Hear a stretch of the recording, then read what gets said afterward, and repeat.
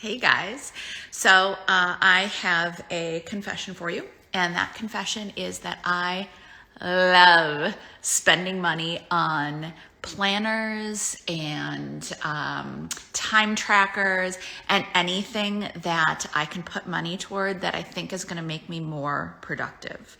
Part two of that confession is that I have not found that spending money on any of those things actually makes me any more productive. So a few years ago, I made the resolution to stop spending money on making on purchasing planners and all that stuff, and instead to save that money, spend it on something I know I will use and will enjoy, and make my own. So what I thought I would tell you today is exactly what I include in the planner that I create for myself. As you know, one of our philosophies with Filthy Rich Writer is if a software or a purchase for your business, if a software or a purchase for your business is not going to earn you back its cost and then some, whether that's in time or in literal cost, literal income, then you don't need it. And there are very, very few softwares that actually do that. So be careful. And that same thing goes for when you are purchasing planners and that kind of thing. If you buy planners and you use them, then great. But if you are someone like me who tends to get all excited about the pretty packaging and then not actually use it, here's what I would recommend that you do instead. So get a notebook. Okay, so you do have to make some purchase. Get a notebook. Just go to, CVS, Duane Reade, Walgreens, whatever's near you. Get a notebook, and each day, the beginning of each day, write down the date, of course.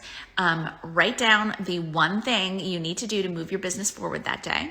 Also, write down what your big business goals are for the day. If you write down your big business goals every single day at the beginning of every day, it's going to help you stay focused and it's going to help you stay motivated.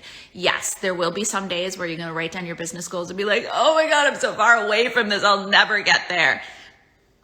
Because we all have days like that, right? It just happens. But if you write down your business goals every day and you keep them front of mind, you're going to be so much more motivated to take action that actually moves you toward your goals. So in your daily planner, you're going to write down your one big thing that's going to move you forward toward those goals. You're going to write down those goals. And then, if there's anything you want to keep in mind, any quotes that you saw that you really liked, anything like that.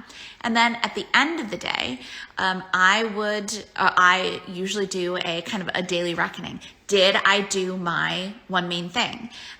If I didn't, why didn't I? What got in the way of it? Are there some things that I need to be delegating? Do I need a little bit of help? Is my business getting busy enough that I need to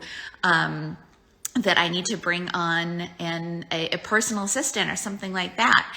I think a lot of freelancers think, oh my gosh, well, I need help, but I can't afford the help. You would be surprised at what kind of help you can get for even like 5 hours a week. Anyway, I digress. So at the end of the day, do a little reckoning of the day. Did you hit your one main goal, your one main thing that you had to do that day, your one big task? If you did, great, celebrate it. If you didn't, why not? What got in the way, and how can you fix that for the next day? Because obviously if it was your one main thing, it's something you have to do. So how are you going to get it done? And then also, I like to reflect back on what went well during the day, maybe some things that I did well, or things that just flowed well. Maybe I had a really good client call, anything like that. And if it was really good, why was it really good? Take notes on that. And then also things that I could improve for the next day. I noticed that it was really unfocused this morning. Why was that? Was it a sleep thing? Did I skip breakfast and maybe I'm learning that I shouldn't skip breakfast? All that kind of stuff.